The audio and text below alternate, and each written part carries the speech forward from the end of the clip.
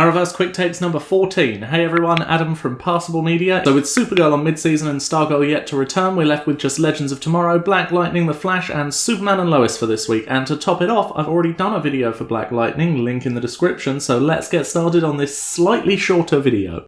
Legends of Tomorrow Season 6, Episode 4, Bay of Squids. I was expecting Rory's search for the giant chicken leg alien, Gary's ex-fiancé / boss not to pan out, but it turns out that Gary's species are a lot more durable than it first appeared. I loved the episode, as is tradition, and thought the twist on an Area 51 style story but set in Cuba was a brilliant idea, and I was shocked to realise that among all of the time periods that the Legends had visited, that they never dipped their toe into the Cuban Missile Crisis. Bayrad impersonating Che Guevara's cousin was a character highlight for me. If I had to say one thing so far this season had been weak, it's that there hasn't been a decent amount of screen time spent with the split up members of the cast, specifically Sarah and Gary. And splitting the party further with Rory and Kayla taking the Wave Rider worries me a little that any semblance of continuity is going to fall out of the season. And I get it, it's Legends, it's meant to be a bit wibbly wobbly, but I need something a little more concrete there too. And usually that's the gang all being back together at the end of an episode for wrap up.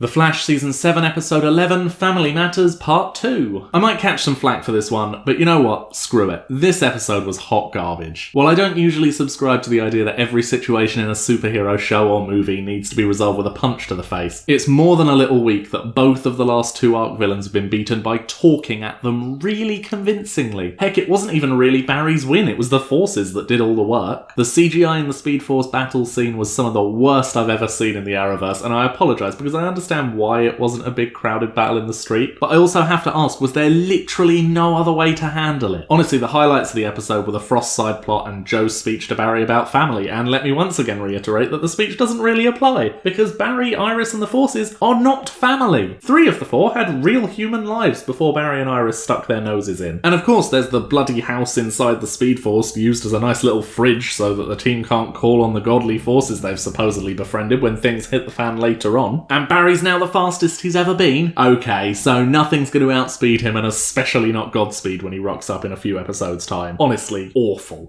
Superman and Lois Season 1 Episode 7, Man of Steel. And it's not the Man of Steel you're thinking of. At the opposite end of the spectrum to the awful Flash episode and the lackluster finale to Black Lightning, we have Superman and Lois to restore our faith in the creative teams at the CW. The reveal that the so-called Captain Luthor was actually John Henry Irons of the comic book alias Steel would have cinched this week alone. By the way, that's not Steel as in Nate from Legends, it's Steel as in the Superman stand-in with a full metal suit and hammer, and it's probably worth noting that he's traditionally on Superman's side. Not finding out what happened to his daughter is probably either to make his backstory all the darker or to introduce her as the second Steel later down the line. But yeah, alternate universe John Henry Irons, though how the multiversal travel happened is still very much in the air, unless of course his Earth was destroyed during Crisis, and a lot of this is just a misunderstanding. Clark almost snapping 2 episodes in a row left a little bit of a pit in my stomach, but I'm loving how they're stringing me along by my emotions episode to episode. Jordan was a bit of a whiner this time round, but it was good to see him and Jonathan bury the hatchet by the end and bust in at the last second to save the day. The only thing I will say against it is how hard the show is trying to not be in the Arrowverse. There was an opportunity for a Lena cameo here, even if it was just her voice while Lois was gathering info on who she thought was a Luthor. And it's a strange narrative choice to skip that in a year where the links between shows are weaker than ever. Anyway, next week is the halfway point of the 15-episode season, so I'm expecting something equally big.